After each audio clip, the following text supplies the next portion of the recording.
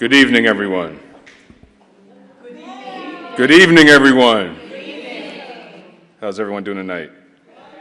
All right, it is a pleasure to see all of you. My name is Samuel Roberts. I'm the director of the Institute for Research in African American Studies here at Columbia.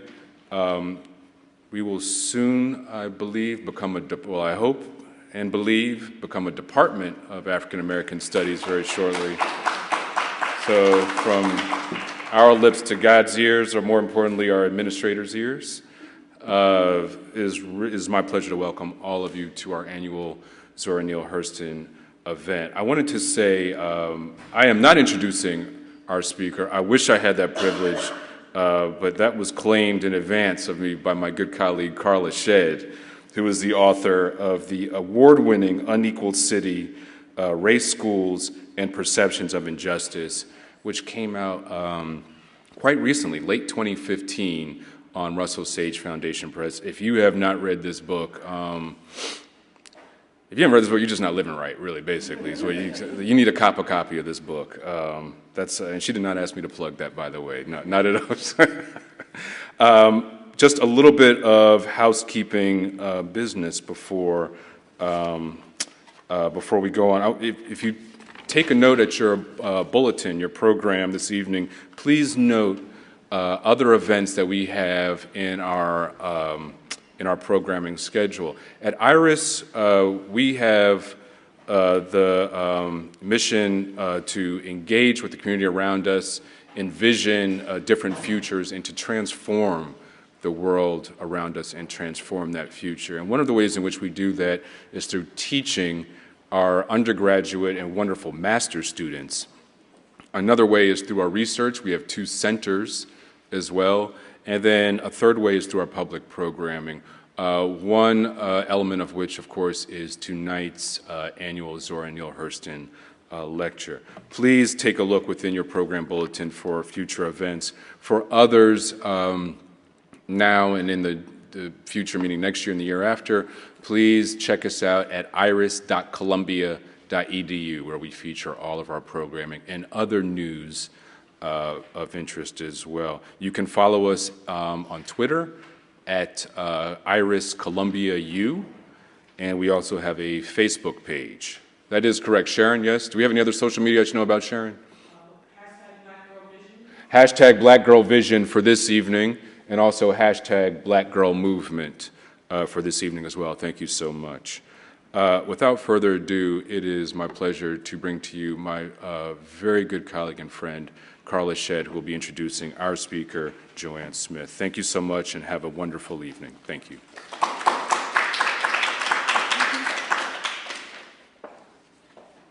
Good evening, everyone.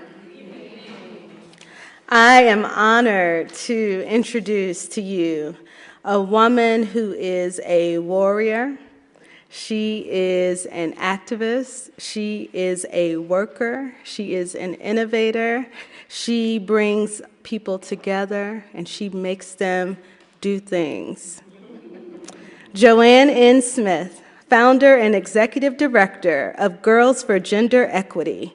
She's moving this organization closer to its mission through strategic advocacy, development, and cultivation of the current and future leaders of this generation.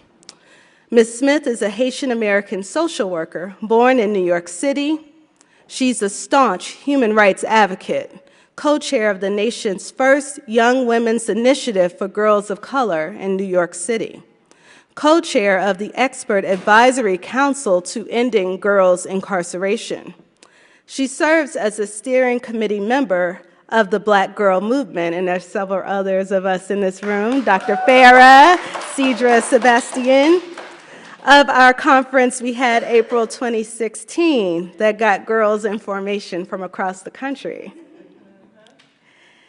She is also a steering committee member of the Movement to End Violence, a 10-year initiative designed to strengthen the collective capacity to end gender-based violence in the United States.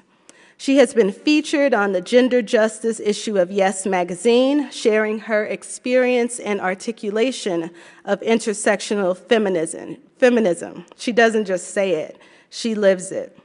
Joanne is an alumna of Hunter Graduate School of Social Work and the Columbia Institute for Nonprofit Management.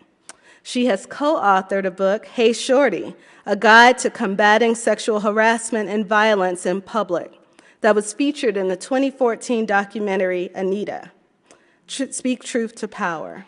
She resides in Brooklyn, and you can find her at ggenyc.org if you want more information, but for right now, she's here with us and delighting us with her articulation of a Black girl vision. Thank you and welcome.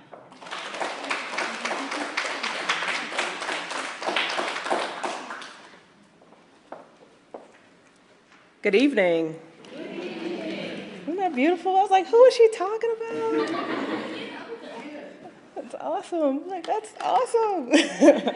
So thank you for having me tonight. Thank you for hosting Barnard College. I want to give it up to IRAAS for being so innovative. I look forward to what your next, we won't let the left hand know what the right is doing, but your next movement and growth. I want to thank Sharon and Sean for doing all the things that they probably don't often get thanked for, like getting all the logistics together and getting us here in this space from IRAAS, and especially Dr. Carla Shedd. Like, really understand that Dr. Shedd is like a ninja doing this work, right?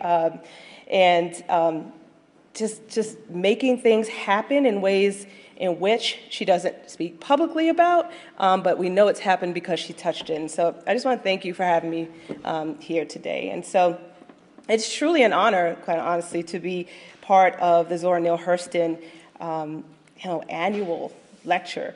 I watched the annual lectures and I saw that you're allowed to actually lecture. So I get to talk for about an hour. And I'm not used to that, but I can get used to it real quick. So knowing that ZORA NEALE HURSTON was in this space, right, as the first Black woman to matriculate and graduate from Barnard College, knowing that she's a survivor, a feminist, a folklorist and author, independent and relentless Black woman who loved Black people and culture and language, knowing that she wrote her eyes were watching God in Haiti, right, a country that my grandparents left due to the Duvalier regime, and who later returned to. I was talking to my father yesterday and telling him I was doing this talk. He's not on Facebook, he's not on social media, and I was asking him to live stream it if he could. But he was like, oh, in the 60s, I used to hang at Barnard. And I was like, it was a women's college. And he's like, so, yeah, I would just sit in the front and read a book. Like, at the time, they didn't make a big deal out of it because they just assumed I was a student. And he was like, it was a very elite school. So he was super excited to hear that I'll be here tonight. And so with that, I know Zora's spirit is in this space, and I know it's by no mistake that I'm here tonight with y'all. Ashe? Ashe. Thank you. So, what a time we're living in, right? Yeah. So these days have provided even more evidence for us, even more reasons for us to resist fascism, to resist imperialism, capitalism, white supremacy, right? To resist cis heteronormativity. That's not working, right? We understand that it's a time to be strategically ungovernable and resist the status quo. It's a time for us to even more resist while embrace one another's humanity and spirituality. We must love and love and love, right? Can we resist and love at the same time? We must love our earth and know our truths and know the things that people can't take from us. We must also know who we are, because we did not do this. Black women, I'm speaking to you. We did not do this, right? This is the thing we cannot take the blame for, right? Yeah, we have some levity in here. So I'll say welcome to the space, allies, right? But even though we didn't do this, we were still, just like our ancestors, right, in ways in which ZORA NEALE HURSTON, Fannie Lou Hamer, Ella Baker, Rosa Parks, right, in ways that Audre Lorde and my mama Ninive resisted and stood with the people most oppressed. We'll contribute our vision, and we'll always light the way, right? And so today, understand that we're here to light the way. Again, my name is Joanne N. Smith. I'm the founder and executive director of Girls for Gender Equity. I was raised with 2 sisters by a single mom. Shout out to single moms. Yes, y'all make the world go round, whether it's by choice or happenstance. I can't even raise myself sometimes, so I'm just very thankful for single moms being sheroes, and my mom showed up in ways that I know I can never repay. I'm a first-generation Black Haitian lesbian woman, a cis woman living and fighting at the intersection of human rights and racial justice and LGBTQ rights, gender justice rights, immigration rights, and I'm actively engaged in social change and movement building efforts in local, state, and national communities for my own survival and for the survival of those most impacted by intersecting oppressions. Right? It's all right to fight for yourself. Movement Strategy Center describes movement building as coordinated efforts of individuals, groups, community, institutions to intentionally spark social movement and nurture and build a movement ecosystem. As movement building is a developmental process, it's dependent on oftentimes opportunities and conditions. Movement leaders can engage in movement building at any point in time and under any circumstances, right? So it's an invitation to understand that movement building is ever evolving, and where you find yourself entering within that system, understand you're a part of that system. I unwaveringly stand for gender and racial equity for all and fight to end gender-based violence while unapologetically centering Black girls. I fight for and with Black girls and women very simply because we are worth it. It's not hard. One vehicle that I use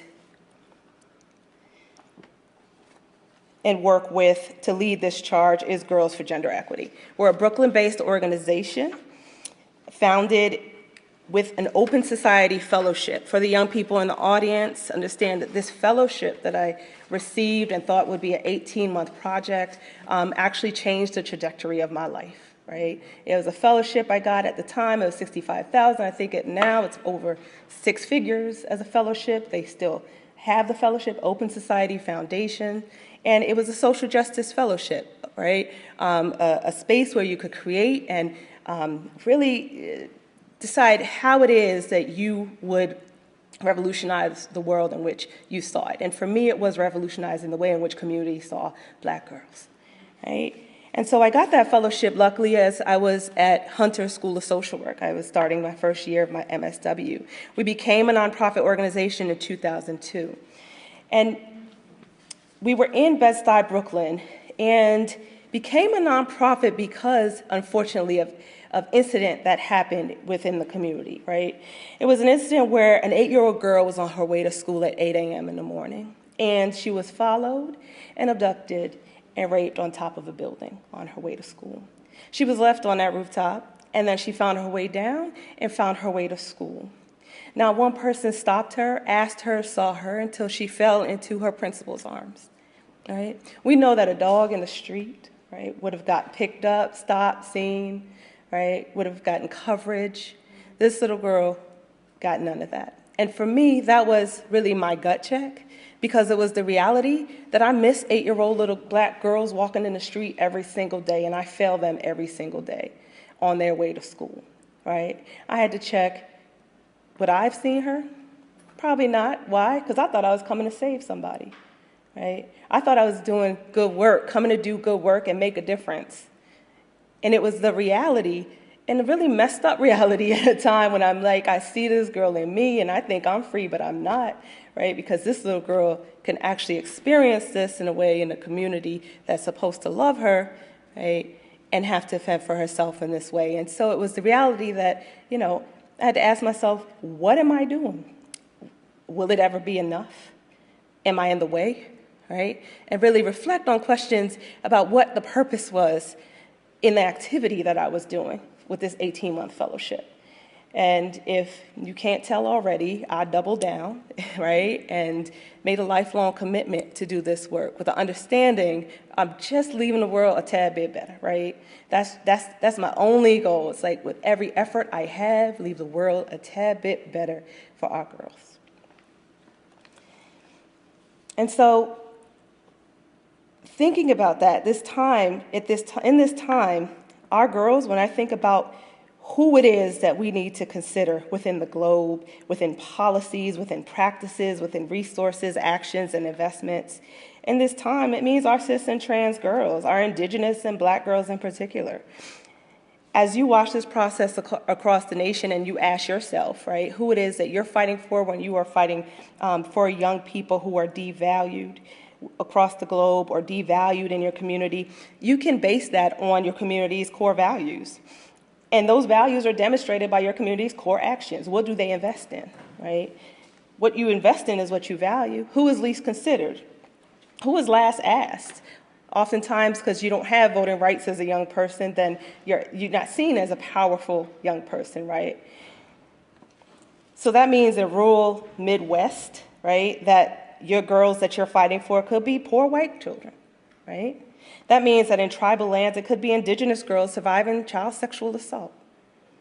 You determine who's the most vulnerable in your community. Lord knows we need to have a universal fight for our children, right? In this country, children got rights after animals got rights. We know that, right?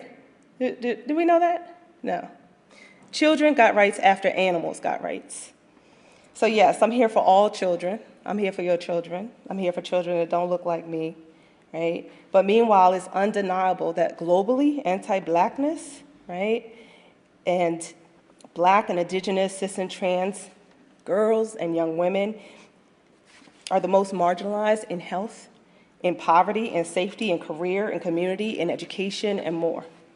This framing doesn't erase women and men who are non-Black and non-indigenous, but frames that if we were to go deep enough with intersectional practices, right, and values and a human rights framework to meet the needs of Black cis and trans girls, then we will meet the needs of girls of color and beyond. That looks like Bring Back Our Girls being a global fight that directly connects to the United States, where 64,000 African-American girls and women have been reported missing since 2010.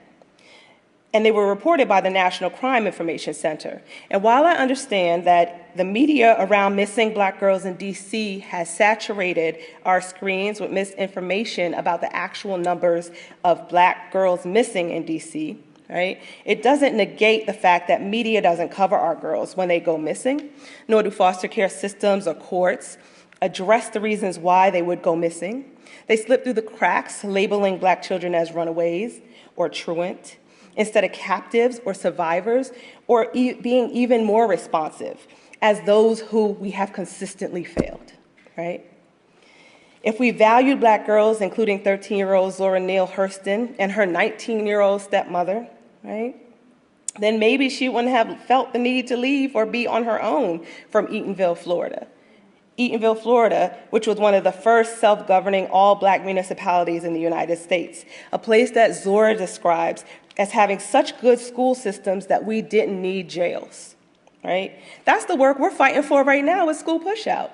Monique Morris, Dr. Carla Shedd, Girls with Gender Equity. I mean, to make it so that we don't have jails, to make it so that schools are so good, you get that education, but in the place where that was already made, right?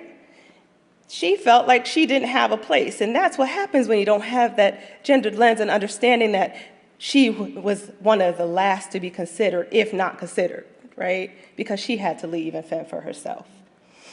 So that's the work we're engaged in now. And the many gifts that ZORA gave us, for her to be able to die penniless in a public welfare center, as many of our elders have, is inexcusable.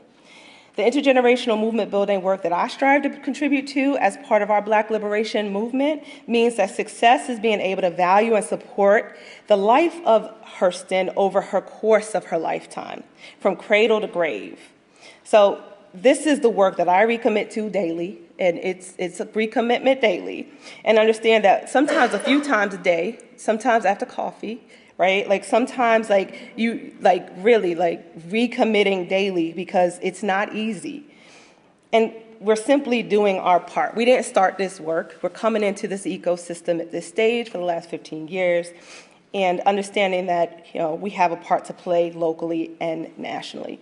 So I stand here in community with Cedra Sebastian, right, and Farah. I stand here in community with Girls for Gender Equity, with Mignon, right? I stand in community with Noble Foundation, right, Ramatu, right? I stand in community with Girls for Gender Equity, Margaret and Sharia. I stand in community with Desi and so many other names in this space, right? Because I understand that I can't stand here alone. I'm here because as a community, we are committed to this work. And there are thousands of young people locally and nationally committed to this work. I'm just fortunate enough to be up here to talk about it today. With Girls for Gender Equity, our social justice activism challenges the structural, legal, and social conditions that limit equity. The issues facing young women of color, especially cis, trans, and gender nonconforming women in low-income communities, is deeply tied to other issues, such as access to reproductive health and quality health care, domestic and sexual violence, education and economic opportunities, disability rights, LGBTQ rights, and more. Oftentimes, these connections are underexplored because the lives of women of color are seen as undervalued in a dominant mainstream discourse. Therefore, perpetuating a divisive and polarizing culture among social justice advocates and public policymakers who are unable or unwilling, oftentimes, let's just call it what it is, to see the existence of women of color as vibrant and important political partnership. GG's praxis takes a dual approach to lead advocacy and community organizing and service delivery that meets our young people of color where they are in their youth development stage. Why? Because we come to this work because we are the work. And so many times, folks want you to organize around an issue that's directly impacting you while you're being directly impacted in the same time, in real time, by the issue that you're here to organize around. Well, listen. And so we were told as an organization over the years that you can't do both. It's hard. Yes, it's hard. But if we're not doing both, what are we doing, right? So we work with middle and high school youth, including boys, through our Urban Leaders Academy program. Based in their after-school programs, it's 5 days a week. It's in Brooklyn, 2 schools. And our Sisters in Strength high school program, they come into our space, right, at our office.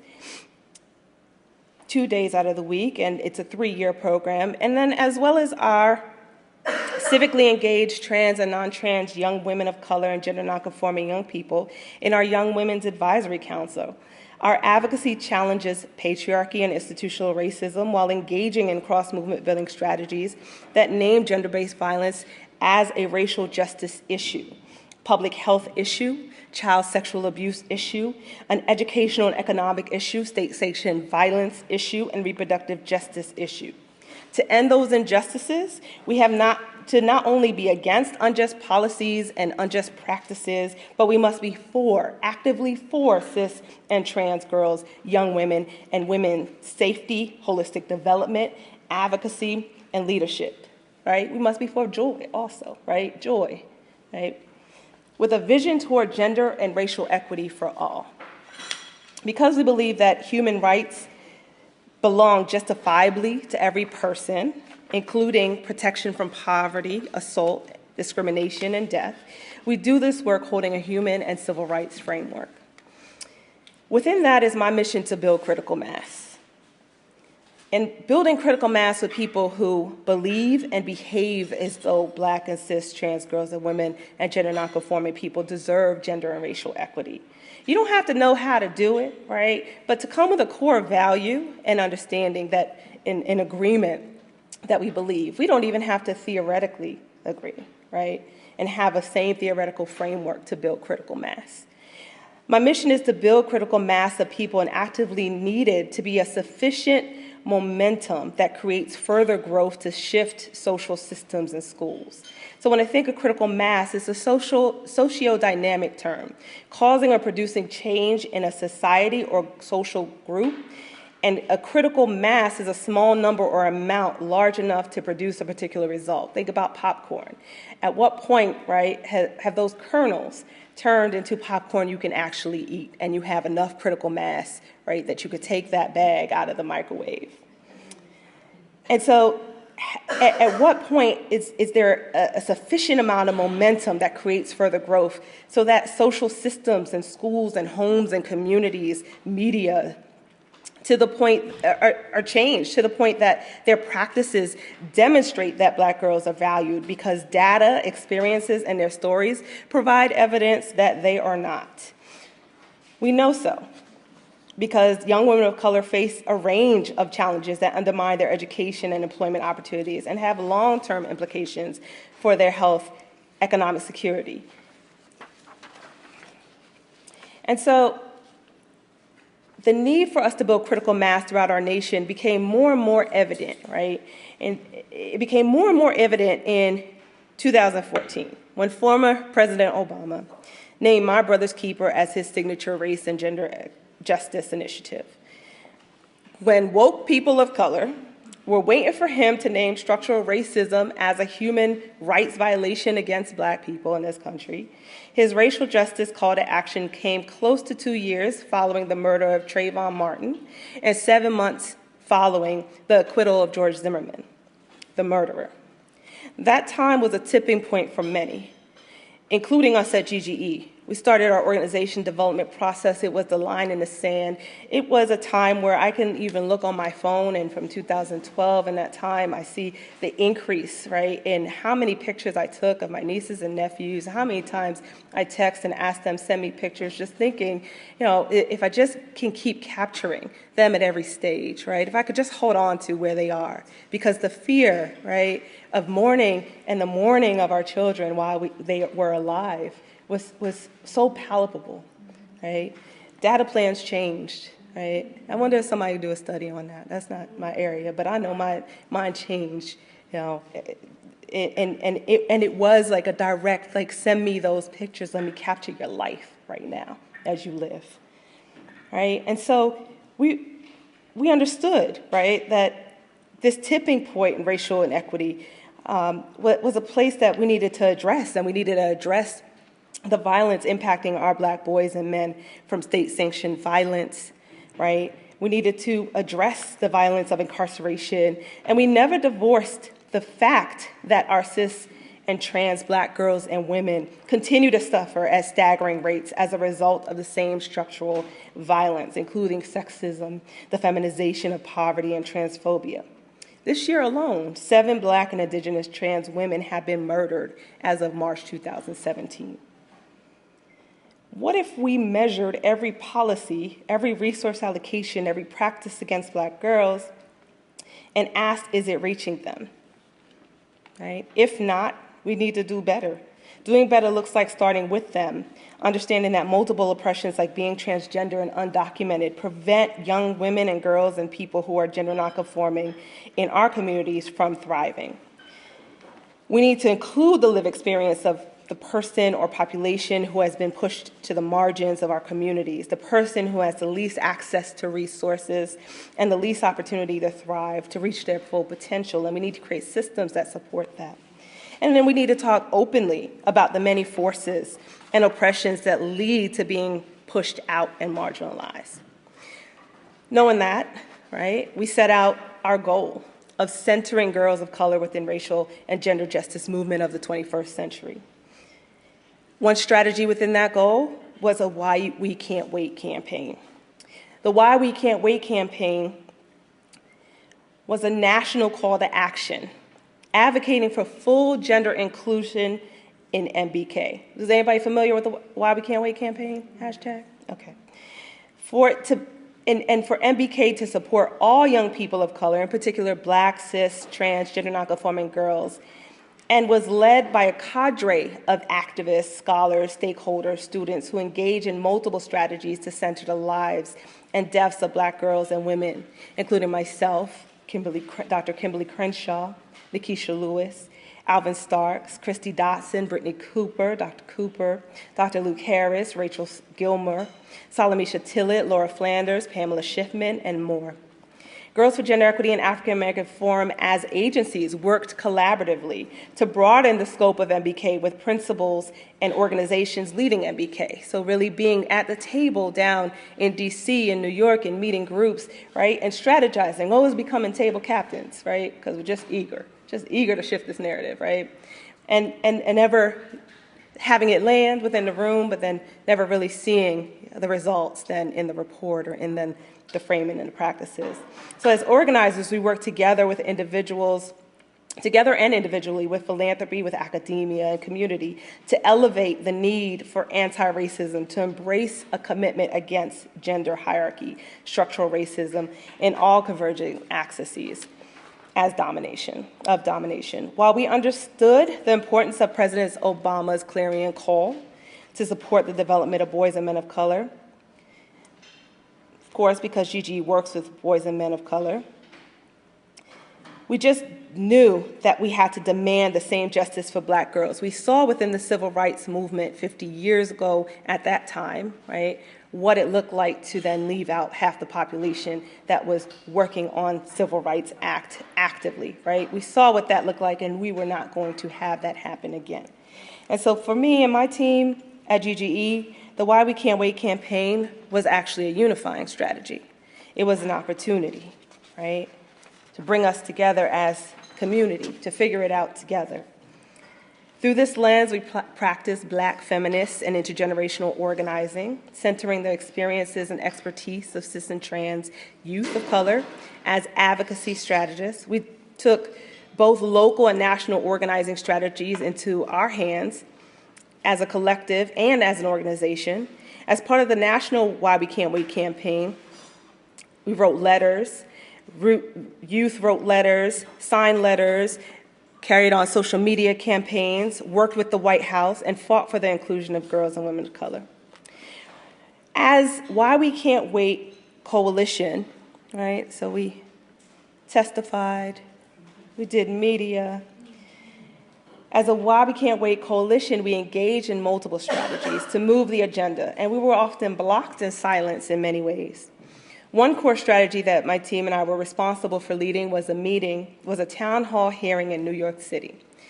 During this time, Mike Brown was gunned down by a police officer in Ferguson, Missouri. And half of our core Why We Can't Wait team focused their energy there to lead National Black Lives Matters Freedom Ride to Ferguson, right? It was a call to action that proved to be a catalyst for change, and we supported them from New York City by donating, by hosting a second town hall where young women organizing in Ferguson came and shared experiences of sexism, violence, and erasure from the front line.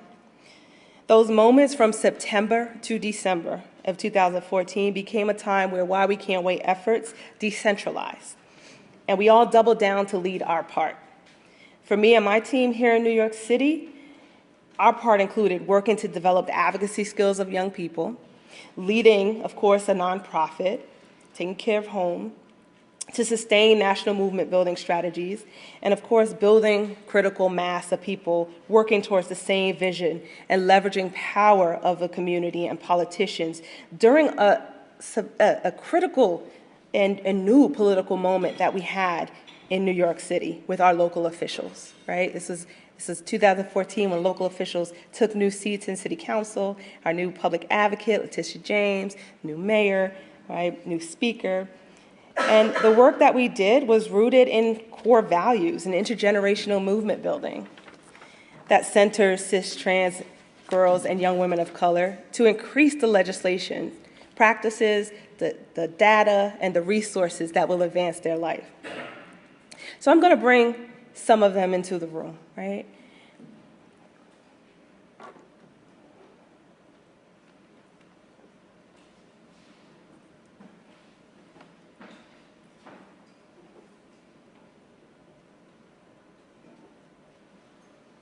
And I don't know if you're going to want to turn the lights off. I know we're going to want some sound on this. Our duty is to win. Let's love and protect each other. Let us love and protect each other. We have nothing to lose but our chains. We have nothing to lose but our chains. Our duty is to fight. Our duty is to fight. It's very courageous of all of us to be here. I know a lot of us are seriously targeted, like our lives. My partner is Mexican Palestinian. I'm fighting a life sentence for a brother right now. And we're targeted, and it takes a lot of courage to stand up. So this point of this exercise is to notice you're not alone, and we're doing this together. And even when you're physically alone, be right there with you. Be right there with you. They say life is a game of chess, but no one's man enough to treat us like queens. Ladies, remember you are queens, and no matter how hard they try, they can never rape the royalty out of you. Pick your crowns up. This one's for me, for you, for her, for them, for us, for the girls relearning how to look themselves in the eye, who stand tall just because a woman should. This one is for the death of my innocence and the birth of my womanhood that will never be stolen from me. Cheers.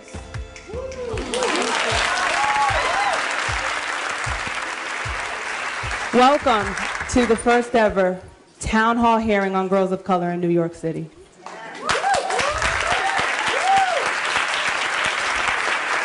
I am Joanne Smith. I'm the founder of Girls for Gender Equity. This is a demonstration of what you've come here for. You will hurt today. You will feel connected to these stories. You didn't come here for a show. If you did, you're in the wrong place. You came here for real life and for real strategies for change, for systemic change. This hearing basically began with the observation that the common sense conversation that we've been having in communities of color, the common sense conversation that says men and boys are the primary object of racism, women and girls are doing okay. Women and girls don't need any particular intervention. Women and girls don't need studies. They don't need resources. They don't need programs. So how are we going to work together to make sure that girls and women do not have to wait for the attention they deserve? Well, one of the ways we do it is we don't wait to start talking. We don't wait to get an invitation from the White House or from the caucus to come and tell our stories. We can create spaces to tell our stories. We can find commissioners to hear the stories. We can find experts who have experienced the stories. We can find young women who embody those stories and have overcome them. We can do that ourselves. So that's what we've started to do, right? So we've done this in Atlanta. We've done it in Chicago. We've done it in Los Angeles. And now, thanks to the wonderful partnership with Joanne Smith and Girls for Gender Equity, we're doing it big time in New York. A lot of times as a young person, I realized that my voice would always be silenced because technically I wasn't educated enough to be put in the position to advocate for myself. And when advocating, I was only put into mental institutions. When advocating, I was only left to be the one who's always loud, the one who has no direction, the one who needs medication, and I refuse medication. Because oftentimes in care, that's what you have. You have this mental disability because you face so many traumatic experiences. No, I didn't face traumatic experiences. I faced life in a very different way. I had no faith in the foster care system. I saw no care. When I was 8, they didn't help me, so I didn't believe they'll help me now, but my mom needed help. I broke my promise to myself in the 11th grade. I called ACS. I saw my mother relapsing. I met with the caseworker, and I started to tell her my situation. Before I could finish, she asked me, how old was I? I told her 17. She asked me, when will you be turning 18? I told her August. Her response went from apparent willingness to help to, we'll see what I can do. From this shift in her energy, I could tell that this was going to be a waste of my time. I wanted you to think about a time in your life when you're moving forward or backwards or staying in the same position, and the hinge of your balance of what one person wants to do for you. That was a very common place that you would be in the foster care system. It doesn't hit you until it hits home. So we have to understand that that little girl next to you on the bus is probably being raped at home, you know? And we got to stand up to that. We can't just see this as a woman's issue, because we have to have men actually listen to us and stand up with us so this can actually stop. And so men can actually tell buyers that, no, it's not right to buy a girl, and it's not right to buy a 9-year-old and have sex with her and hand her $20 afterwards. It's just not, it's very stupid and it's dumb, and we need to stop this now. You know, and criminalization is held between all of us. Women, we get beat for no reason. I was raped when I was 9 years old. Nobody was there when I was raped. Nobody helped me. And when I went to the cops, they did nothing. The man is still running the streets. I don't see why the justice system has, you let rapists and you let people that hurt children out on the streets. A guy killed my brother when I was 15, about 7 years ago, and they released him. They acquitted him after 5 years of being in jail. You let killers and rapists on the streets, but you enslave young people when a lady shot off warning shots in Florida for 25 years. One thing I wanted to talk about today, is thinking about in all the really powerful stories and testimonies we've heard that oftentimes women, in addition to doing these things, are responsible for caretaking, right? So, while we're being harassed by those construction workers, we're walking home, rushing home often to feed our brothers and sisters that we're responsible for, right? So while we're dealing with being immigrants, xenophobia, the oppression that comes along with maybe being undocumented, we're also running with our mothers to the doctor's office to be translators. That's right. Right? So while young moms are dealing with being young moms, we're also cleaning up beer bottles maybe from our uncle, making sure people are coming in safe at night. And this often adds, undue pressure in our own lives, right? Potentially, pushing us out of school, forcing us to get, jobs, second, third jobs, working late into the night while we're still responsible for caretaking. I feel after each of the testimonies, I'm the first one on, and I'm like mesmerized by everything that you're saying and just really taking it all in. I would just say, and I believe that each of the women here would probably share this same type of experience where for me to hear your stories, it's so inspiring to me because it's like your strength and your courage and your bravery far supersedes anything that I've experienced. And I would say through that, I know that future champions and advocates and allies and organizers are birthed out of this process today. Joanne and Kim have given birth to a movement today. And this should be more than just a one-day town hall, but a continuum. In fact, this should be held in every borough in the city of New York. Well, all right. And I don't know about you, but I came as one, as someone stated earlier, and now I leave as 10,000. So I thank you. I see you. We see you.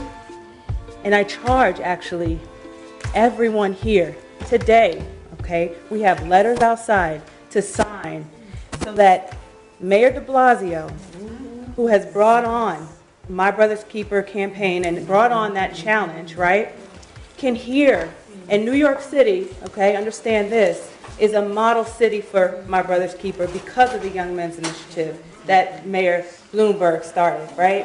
And because that challenge was brought on here by our mayor, we have a chance to challenge that challenge and bring on a gender inclusive lens. And if we're the model, right, for the nation, let's model how we do this right. Let's model. We have nothing to lose but our change. Our duty is to fight. Our duty is to fight. Our duty is to win. Our duty is to win. We must love and protect each other. We must love and protect each other.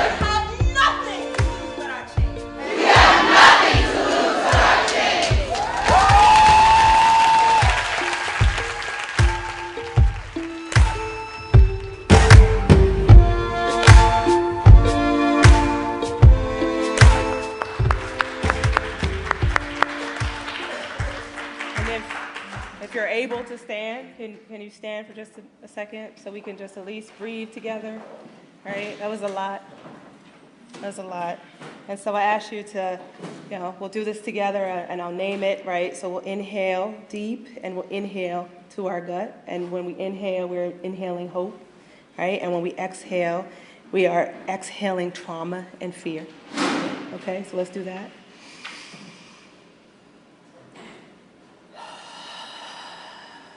The trauma and fear go. One more time. Hope.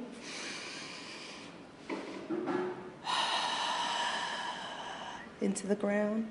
We're going to inhale a vision for safe and supportive communities.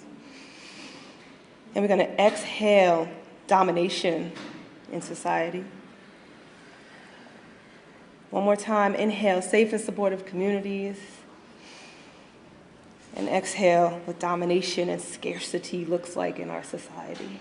Let that go. Thank y'all. Thank you. These are our children. You can have a seat.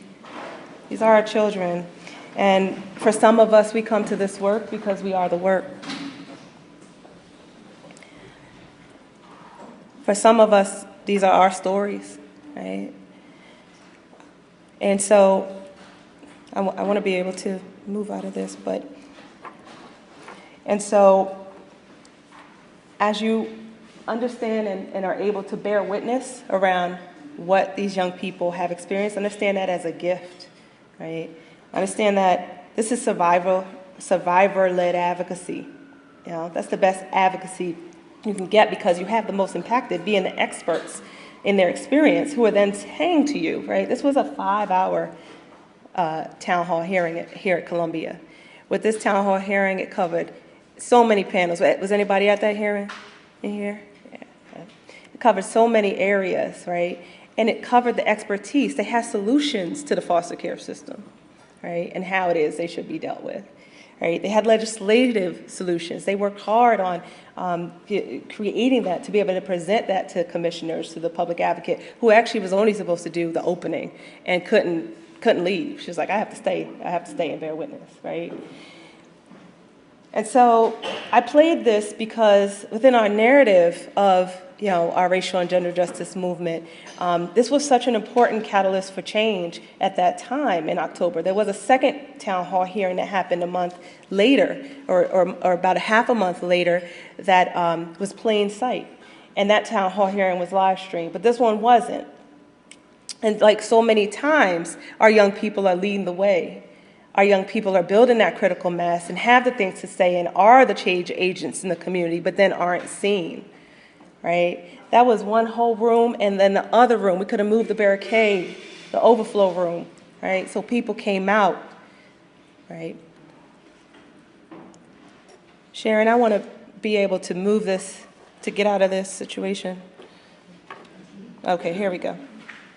And so I asked you how to one, not sit here and feel sorry for these young people, okay? You should actually feel enraged that systems are failing them. You should feel activated to want to do something about it from whatever place you're in, right? So, because so many times even our colleges are failing us, right? While going to college, we are being failed, all right? So they're experts in their experiences and their advocacies and their stories. They're a gift. They are the sheroes of the movement. And they also recommit daily to do this work because they often believe in us, right, as adult allies, right, as intergenerational movement leaders, as folks who get to be on, you know, at the stage and on the mic and on the panels and do the traveling. They believe in us, right, and believe that another possibility can happen, right? So we have a clarion story on the harm side and what isn't working, yes, but we also have been informing society about other stories, about what else is possible. And these possibilities also come from our young people, right? So thinking about that, how are these stories being told verbally or non-verbally in the spaces that you occupy? Here at Barnard, how are you talking about freeing Brescia? Anyone? Does everybody know who Brescia Meadows is? Everybody knows? Well, how's that conversation going in class? What are the strategy efforts? She has a court case coming up again, right? She was moved back to the prison. How are you talking about trauma and trauma-informed care? How are you talking about trafficking and sexual violence, foster care system, transphobia or homelessness, right? Gender-specific burdens and what many folks may be experiencing on their way to class, right? As Whitney talked about, gender-specific burdens, keeping the family together because now it's your turn, right? It's your time to do that and to figure it out, and you're just in your teens. And so many times when we come to this work, we come to this work with an understanding that we have to have a certain role. You don't have to play my role. You could be writers in this work. You could be social media activists, right? Activists. You can come into this role in marches and in speaking and in showing up And sometimes the role is to get out of the way. Seriously, just step aside, right? To not bottleneck. You remember that question I asked myself at 25, like, or am I in the way? Because the faster you can figure out that you're in the way, just imagine a traffic jam, right? The least harm that you will do. And that's what we're trying to do, is do this work with minimal damage, okay? And when you get out of the way, allocate the resources to the communities who need them. Because oftentimes, if you're in the way, you're visible, you're seen, right? And if you have more access to resources, then you're a natural target for more resources. Resources attract resources, yeah? Allocate them to people who have the answers. And so thinking that way along this trajectory of movement building, right, brought you through our goal and the problem and what was needed to address the problem, right, centering girls within the racial justice movement of the 21st century, brought you through, right, strategies and ways in which we worked so that we could start to build critical mass, because that was our mission, build critical mass. We got to change, these social dynamics, and in order to do that, we got to be part of this movement building ecosystem, right? And so moving forward and saying, okay, then what are we for? What do we want, right? We started as part of our journey to seek targets, people who have the power to give us what we want or stop us from maintaining the status quo. The many we focused on included local, state, and national, federal government. And so we participated in participatory governance, universities to do research, and media to share a different narrative, and obviously philanthropy to resource the work. Through the laser-focused campaign, we seized wins, right? So one of those major wins for us was the Young Women's Initiative in New York City.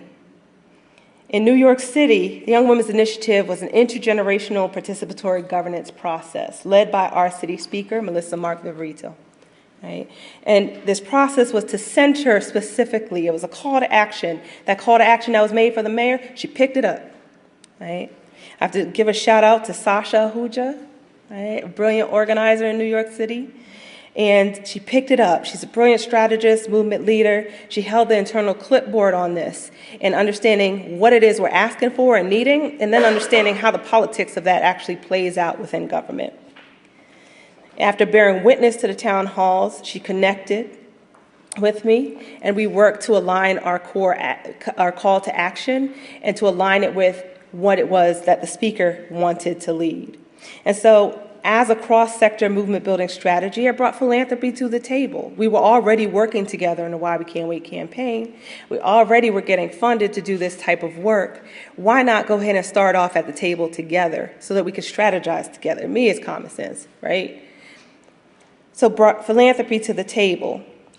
This only happened because we trusted each other and had shared values and didn't necessarily have to figure out what that looked like moving forward, but just enough, right, to try and to come together and to believe in each other and believe that another world was possible.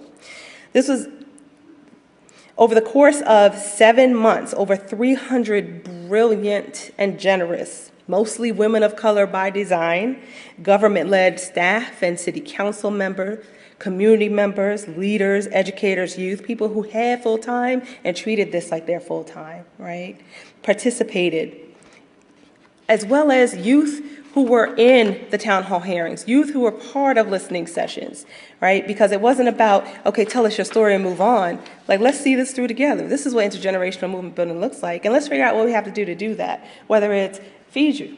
Yeah, let's have dinner here. Let's have stipends ready. Let's have Metro cards ready. Let's have groups outside of this space so that we can work with you so that when you're in the space, you feel like you're part of the conversation and not constantly Googling terms, right? Not constantly feeling as though you're being talked about and not spoken with and not included in the strategy and process, right? So working with them even outside of the space. And co-chairs like Cedra Sebastian in the space already having that intergenerational lens and practice, including them in conversations where, they get to vote, 5 times more than the actual group because it's only 4 of them out of 36 people, in the space, so it's 40 people in the space. How do we make this even? How do we level the playing field and their voices being elevated, right? So engaging in those type of strategies. And that planning process led us to 99 recommendations in 5 issue-based working areas that inform policy, program, data, and funding recommendations in New York City. This is health and education, this is anti-violence and criminal justice, it's economic development, and community support and mobility. I was fortunate to serve as the Young Women Initiative co-chair, and Danielle Moss-Lee and Anna Olivier served as co-chairs as well. And integral to the success of the Young Women's Initiative was the Young Women's Advisory Council. Cis and trans women and girls of color, gender nonconforming young people 12 to 25 participated in centering their needs and participated in as steering committee members. Simultaneously, the larger target, which was always, right, the White House, the national movement building,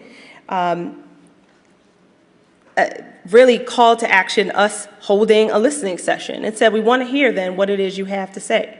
And so with National Women's Law Center, we held the first listening session in 2015, and that shaped then what became their Advancing Equity portfolio within the White House, Advancing Equity for Girls and Women of Color.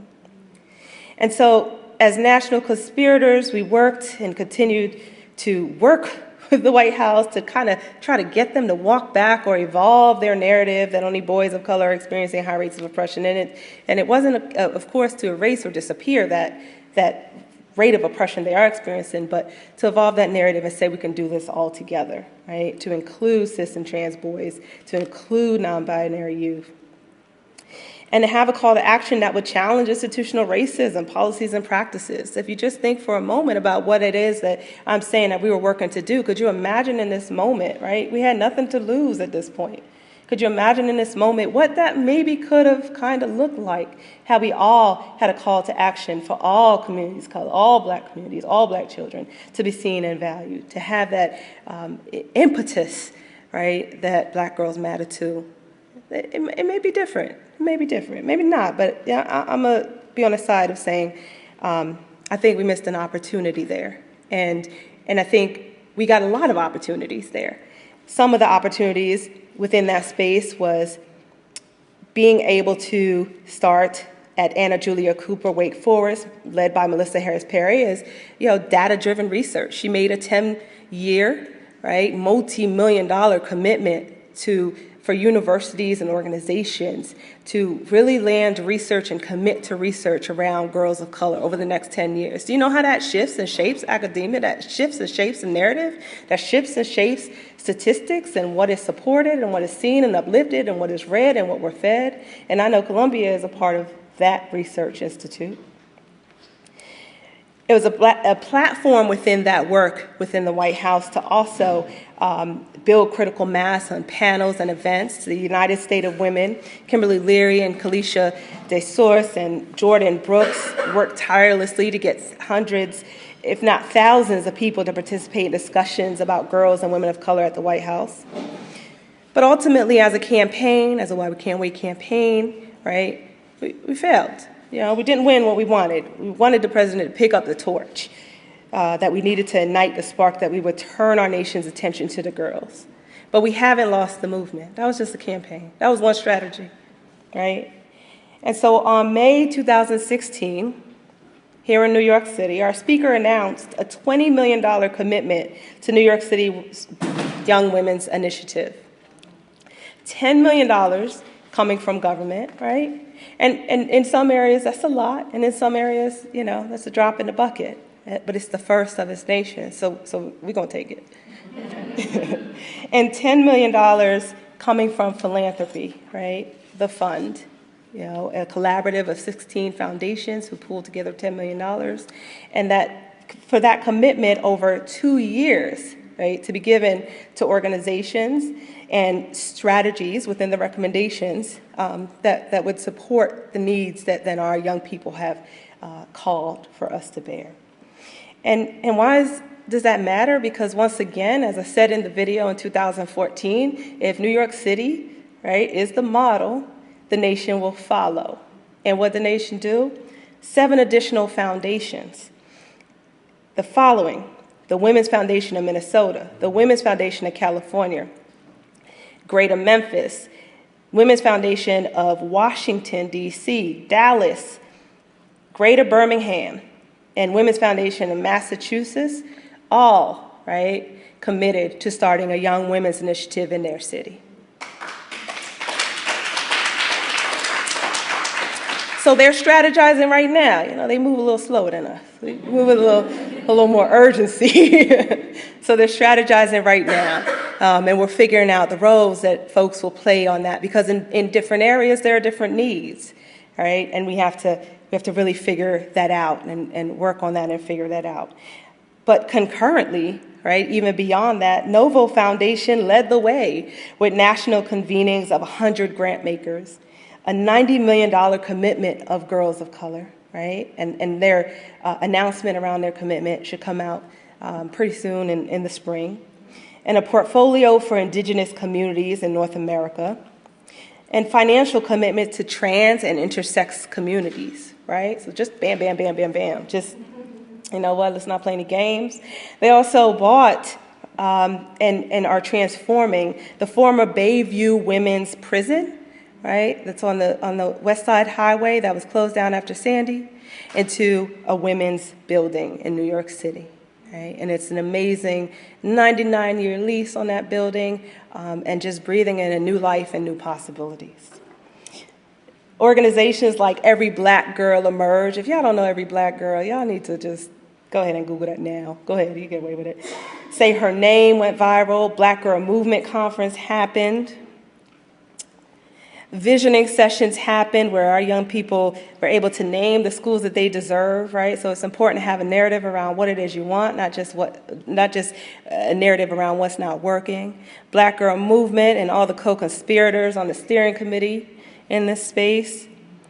Black Girl Bill of Rights, a Black Girl's Declaration of Freedom and Humanity. So creating space for Black girls to really imagine and dream what kind of world they deserve, to civically engage in that world, to write out a declaration together at the Black Girl Movement Conference that really spoke to the fact that founding fathers didn't not consider them, right? When that Constitution, that Bill of Rights was being written by this country, women weren't there, let alone little Black girls, right? And so that they could reimagine what their Bill of Rights and what they deserved, and that they had a right to. And so as they reimagined at this conference, they landed on, after bringing all the affirmations together, the right to education and information about African-American Black history and her story, the right to express her Blackness however she defines it without judgment, the right to be safe and have our physical, emotional, and mental health honored and protected and nurtured, the right to a real sex education, contraception, tampons, pads. This is a real basic, right? The right to real sex education, the right to agency and control over her own body in every space, the right to justice and reparations in response to harm or sexual assault, or when police officers murder people of color, the right to play and have fun. I love that one. The right to community, sisterhood, and support from other girls. The right to be exactly who she is, free from stereotypes and insecurities, in her full, unique self, right? So these are their declarations of their Bill of Rights. And their plan was to present this to the Congressional Caucus on Black Women and Girls, a Congressional Caucus that was actually made, right, once She Woke Committee really wanted to lift up what it is we can secure within government beyond the tenure of the president, and realize there's a Congressional Caucus on Black men and boys, but there wasn't one on Black women and girls. Right, and that they would create that. And so these three congresswomen, Yvette Clarke, who is our congresswoman, Robin Kelly, and Bonnie Watson-Coleman, really stepped up to the challenge and created this Congressional Caucus.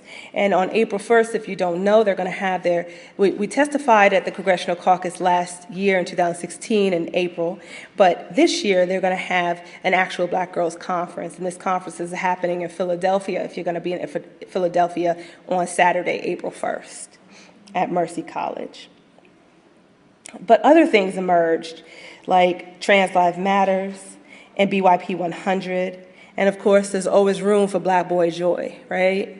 And so these are only a few of the areas that I was a part of and a few of the areas I'm abreast of.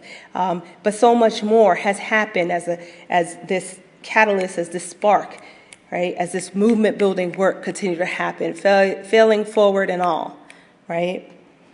And so through this work, this collective, multiracial, intergenerational, cross-sector courage and leadership from Black and brown women, we have created, at worst, another government-run social program that addresses the needs of girls and women as long as the government says so, right? That's at worst, through the Young Women's Initiative.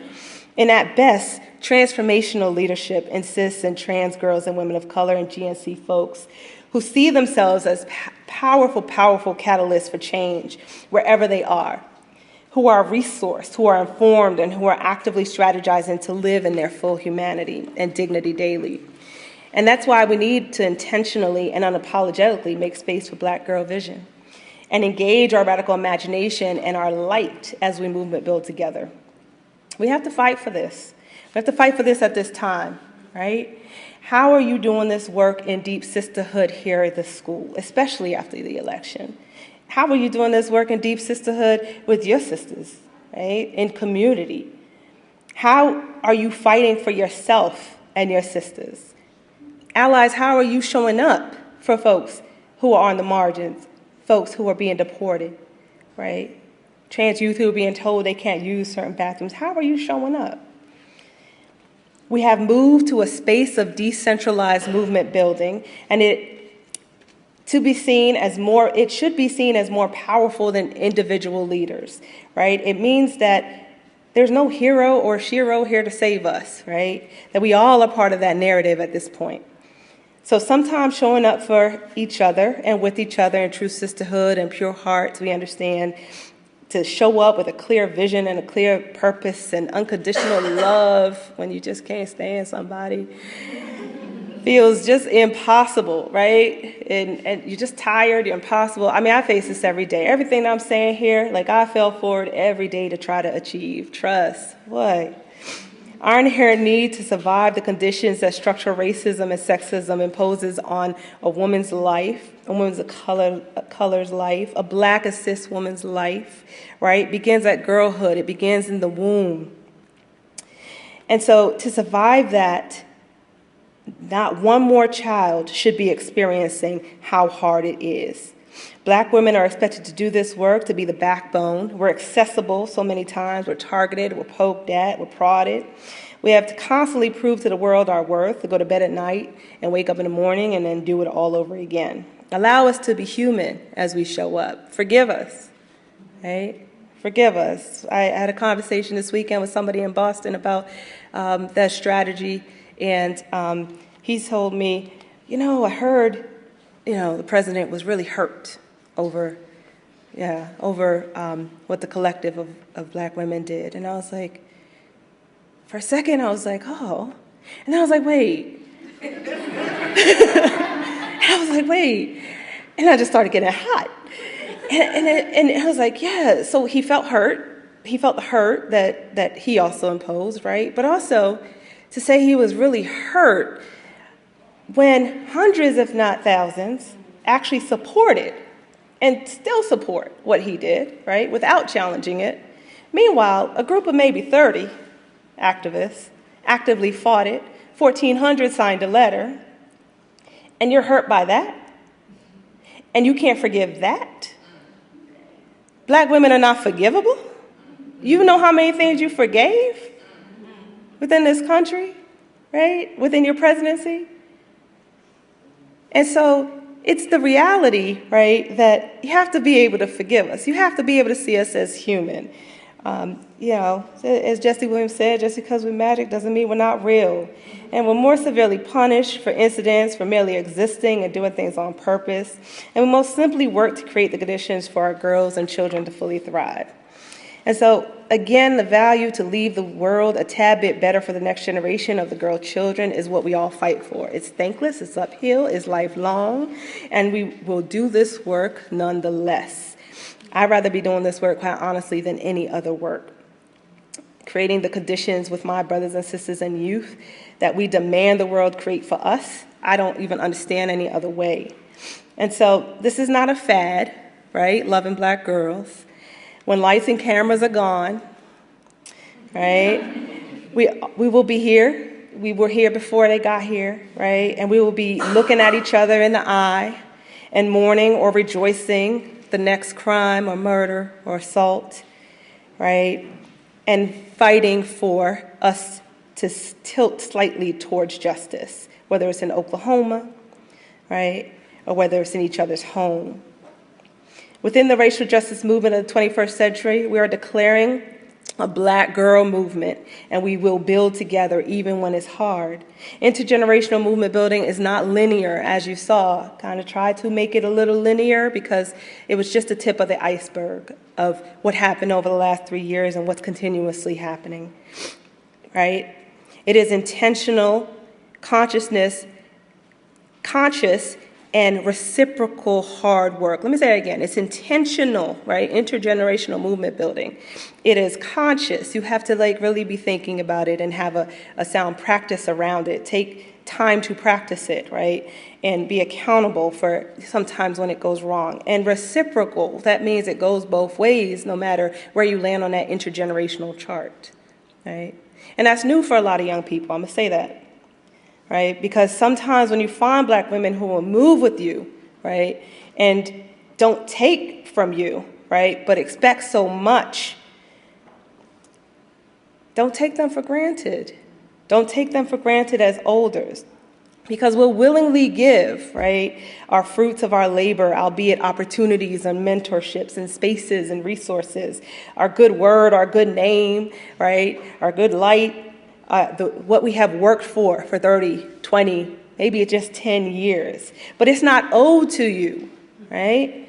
Especially when it's often splitting hairs, because it often is. Either you go or I go, and we both need to be there. But it is offered to you, and when it is cast aside, and I'm trying to be careful in the way I say this, but when it is cast aside, the message becomes clear. And understand that, at a certain point in, intergenerational movement building, and a certain point in your age as you develop, you know when to move on because you know your worth, right? And so don't cast each other away. And I don't practice this perfectly, or anything I've named. I fell forward all the time, but I remain committed and I remain accountable, right? I don't have that problem. I don't have that gene of being embarrassed in that way. I'm sorry. I would tell you, I would sit with it, right? And I could be better, I'm sure. But I honor my elders, and I honor the youngers, and I honor my olders. And it's not about respectability politics. It's about respecting humanity and being able to see one woman in yourself at whatever stage of life that you're in, one human in yourself, and effort, especially when you know what it is we're going through. So in conclusion, what a time we are living in, yeah? Yeah. So choose you, choose community, and resist the imperialist, capitalist, white supremacist, right, cis heteronormative patriarchy, right, that we will need to resist in order to win. If nothing else, set a vision for the future in the present and follow your light.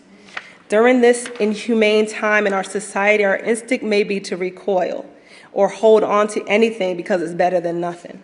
This time will too pass. Right? Understand what I just brought to you as far as how it is we are going to be creating a critical mass. Started in 2014. It's already 2017. That feels like just yesterday. Okay? So if we're looking at a 10-year arc, and we're looking beyond this president, but even beyond this time, as I even see beyond the next president, right? Wherever you enter within that arc, understand that this time will pass and you're doing work that is going to feed into a larger vision. And through action and pain, people will tell you to guard your heart, and I say to fill it. Okay? Engage in deep faith-based driven meditation and prayer. Breathe deeply and strengthen your core. All right? Practice these self-care practices. Go where you are loved and love your community and ancestors back. Remain faithful to yourself and have faith in humanity. And we've been practicing this for a long time, right? Understand that ZORA taught us, that we got us, and we're up. We're up. Thank you.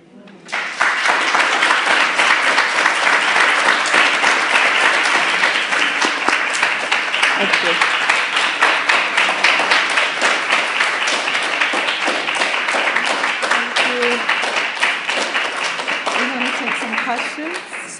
So in thinking about taking questions, would we want to have a conversation? Yeah.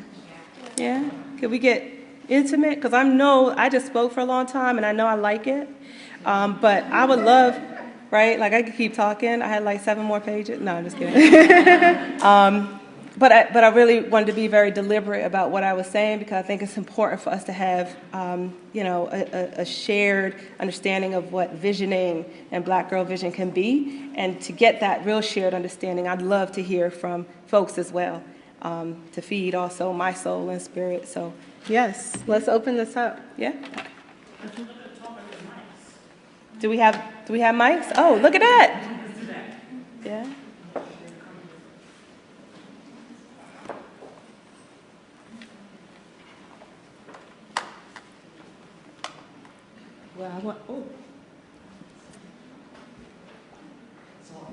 Hello? Hello? Okay, all right. Well, I want to say thank you, Joanne. That was quite inspiring and really has fed my soul. And I mean that, from my heart. Well, thank you. I know, because you were supposed to go to dinner. It's your anniversary, and you stayed. She said she wants to stay a while longer and talk to y'all. But I wanted to ask you, and this is a question for all of you who've been engaged in this work. What were some of the obstacles you faced when trying to get others to see how important it is to include all children and not just boys? And so what were some of the obstacles, and how did you overcome them? What are some of the strategies you used that were effective? Because I teach this in my class, both sides of this debate, and of course I lead them to the proper answer. But what are some of the strategies that you use? I think that's a great question. That was actually asked when we were in community somewhere else, and a lot of it came down to having trust in the person who was delivering the message and having courageous conversations, right? So having those one-on-ones, we were able to get, and Dr. Dotson did this really well. It came at a cost, because it's so much to keep having to prove your humanity over and over again. But she found that, the average person in her community, and Dr. Dotson's in Michigan, just wasn't, and it's her family, her friends, people, who look like her, who love her, just weren't even thinking about gender, just weren't even thinking about what it is that girls and women go through, even being a girl and woman. It's just par for the course. And so you just, that's what you're going to experience. And you're going to wait, right? And you don't even consider it waiting, you consider it doing your duty. And so having those kind of critical conversations, ways in which we brought folks along were through webinars. We did webinar series. Lots of media happened. I know Salamisha, Brittany Cooper went on MSNBC a lot. And so within our after-school program, we would bring those clips in and start that conversation and have that conversation. And the funny thing is, finding young people, are the easiest, quite honestly. It's not a convincing, it's more of a conversation and exploration. The younger they are, middle school, elementary school, high school, and then we get to become adults and start adulting and figuring out how we can stay in our lane and in our box. And so those are some ways. I don't know if other folks had other ways that they want to name that we were able to bring folks along.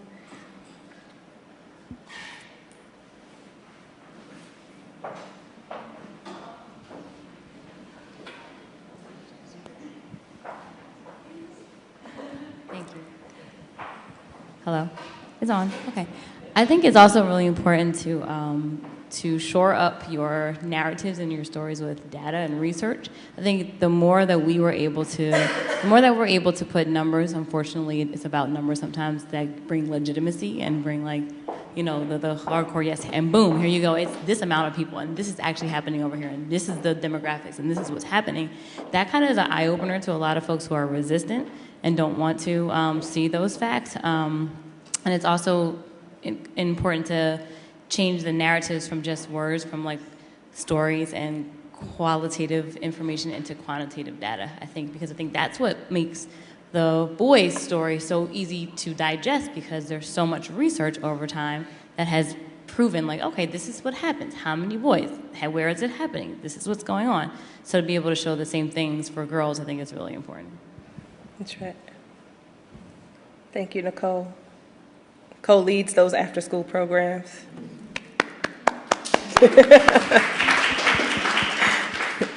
It's no small feat. Okay. Thank you for your excellent lecture about this topic. And I want to ask a small question. It's about when you realize that it's a serious problem about the women of color. Yeah. What's the last thing you said? When you realize when you make a decision to make this as your career, or you realize that it's a serious problem, that you need to do something to help others and to make your contribution to solve these problems. Sure. Yes. Thank you. Thank you. So I shared a little bit about the actual moment in time after an 8-year-old girl was raped, right, in the community, that where it was my gut check and reality that I needed to be clear about the work I was doing, because I was getting paid for it, right? I got a fellowship and resource would be allocated to me to continue doing this. And if I wasn't clear, then I'd be in the way at that point. And that was, I guess, the adult time that I made that decision. But I mean, there's just never been a time that I'm not going to choose me, right? And so as a young person growing up in a home, latchkey, my parents divorced when I was 4. So my mother raised us as a single mom. I had 2 older sisters, Black, we're Haitian. We're growing up at a time where Haitians, have a stigma. At the time, tomboy, it's like if I didn't choose me, I could easily been swept aside. I was an angry kid sometimes, would get into fights, would get suspended. But I was very athletic at the time, so I'd get lucky and get passes, and because they want me to play in that game. And so it was very important, I think, at an early age. Do you remember the idea came into your brain? The idea of gender equity?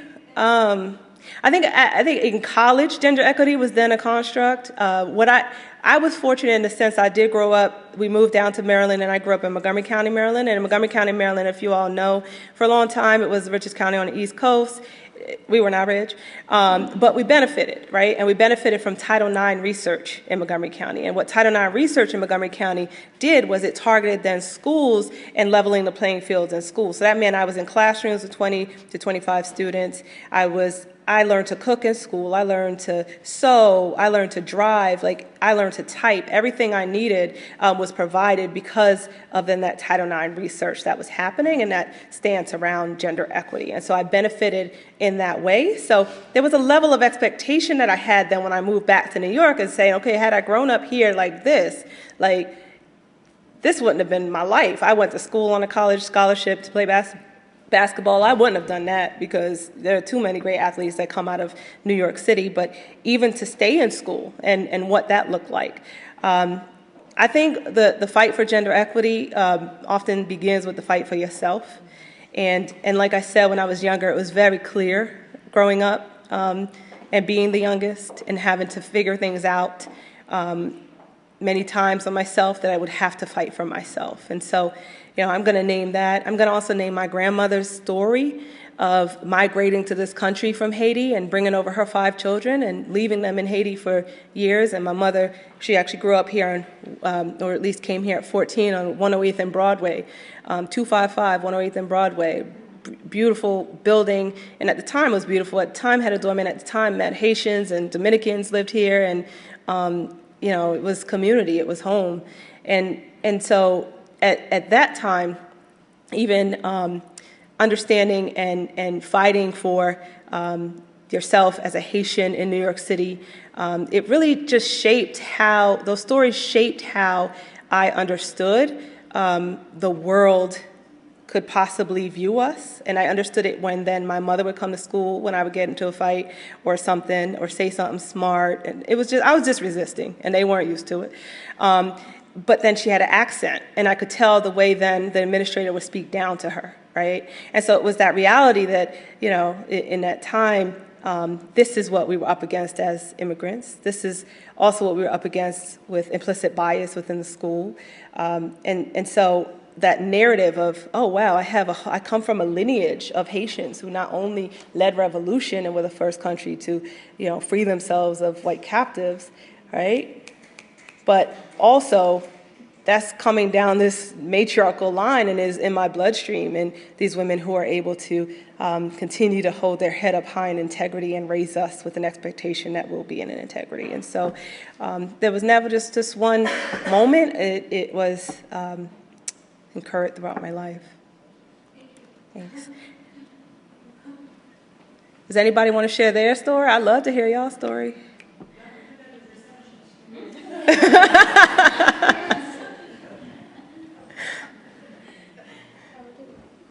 Okay. I just wanted to ask a question. I'm a student at the School of Public Health up at Mailman. There's a tension in public health right now around the concept of resilience, where it can be used to empower populations, communities that have been oppressed and marginalized, or is it being used to dismiss the structural factors that are keeping them oppressed and marginalized?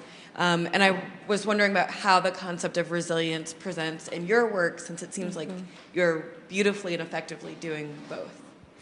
Yeah, no, that's huge. And I point to Ramatu because I'm sure you have something to say about this too, maybe. No, you're good? You're good? Okay. But that was the piece in understanding why we had to be an organization that took a stand on youth development and service delivery, and understanding that I'm not working with this child so that they could be a future mother, future doctor, future me. I'm working with them at age 14, 15, 16 to see themselves in their full glory right now. And I see them as that child that needs to be a child, or that young person, right? Or that youth who needs to be a child. And I agree. I mean, I think that narrative around resilience is what allows then for me to have a nonprofit as a Black woman, right? And have to work so damn hard just to make a budget, make my budget. If there's a white man standing here leading Girls for Gender Equity, we'll probably have 4 or 5 sites throughout the nation. Like, those are facts, right? Because it'll be considered that he's, you know, this is a gift. This must be something amazing that he's coming to do this work, whereas for me it's expected. And for many of us it's then expected that we're going to do this work. Well, we come to this work because we're out of work. Well, then what else are we going to do? And then, of course, we can get by on minimal resources, of course, right? Because we can make a lot out of nothing because that's what we have done. And so that narrative like really strikes a chord with me. It's something that within the nonprofit industrial complex, within movement building work, we have experience and have had many conversations about what it means to be resilient, whether it comes from resilience around the acts or resilience around trauma. How many more murders can we see? How many more conversations and consciousness raising can we have? How much more convincing can we do? How much more rejection can we feel? And for our psyche is, you know, so scarred that it's a point of no return. I was surprised, actually, and glad and surprised, but surprised to see research done on Syrian youth and war-torn countries, right? And research that talked about their point of trauma, where their point of no return as young people who have experienced trauma, right? At the point that it has damaged them so much in their expectation that because of the bombs, because of the war, because of what has the terror they've seen around them, what has happened, that you know, they reach a point where this is something that is going to just impact them for the rest of their lives. And I asked, well, what happened with that happening in Haiti, right? What happened when, you know, the earthquake happened? And, you know, growing up with generations of disabled Haitians and an infrastructure that doesn't support that. right? Or a country that just has no leadership, and that trauma there. That research should be happening there. Cholera did not come to Haiti because Haiti had cholera. Cholera was brought to Haiti, and so it devastated that country. That trauma there around ailments and sickness, and so. I think it's a good question. I think I would love to sit in y'all class and hear how y'all are talking about that. That narrative has allowed folks to really capitalize on our pain and allowed us to do a lot of work, right, with oftentimes little resources. And so I do think that is a narrative that has to shift. Hi, my name is Chelsea, and I'm the founder of a nonprofit organization that's very similar to the work that you do. And my question, what's it called? We Believe, Women Everywhere Believe. So it's a nonprofit organization that focuses on empowering women. We have college networks in which we train women to build youth empowerment programs in their communities. And so now we're at Howard, Temple, and University of Pittsburgh. Excellent. What's your website? WeBelieve.nyc. WeBelieve.org. Quick plug. Huh? WeBelieve.org? Oh, WeBelieve.nyc. Yeah. And so my question is, a lot of the work that we do focuses on education, going into schools, doing a lot of these programs. And a lot of times, of course, we get a lot of pushback in terms of school resources, what exactly are the priorities of the schools. And can you speak to maybe some of the challenges of that in your work, as well as, I have a lot of questions. But anyways, just that right now, because we got to go. Yeah. So many folks could probably speak to that in here too, but that's definitely, school resources was always the number one challenge that we would have when entering the classroom and saying, we're here to do gender respect workshops, and these are, some things that we'll offer, and then being told then these are the things that we don't have, so we can't do those kind of workshops. I do believe in certain schools, they are under-resourced as a reality. In New York City, I think we're still owed $2.1 billion for our schools, our 1,700 schools. We're owed a lot of money. A lot of money needs to go into education. That's where then the fight around charter schools and the money that goes to charter schools being given to public schools. But I also believe that many times resources need to be reallocated. And oftentimes as a nonprofit, we've had to bring in our own resources. Nicole will tell you, into the school. So we get then these after-school program grants, government grants, and we're literally paying for the site coordinator, right, to just stay with the children, or we're paying for the books, and we're paying for the paper and what it is that students are using to just run their after-school program, be in the after-school program in that space. I think if we were able to sometimes get creative around what it is that we needed to do, but I think if there's a specific resource question around how it is you could work around something, I feel like many times that's just a strategy with oftentimes another ally in the school. Because so many times the person who's gatekeeping resources oftentimes isn't the liberated gatekeeper who is the one who then could show you how to work around that.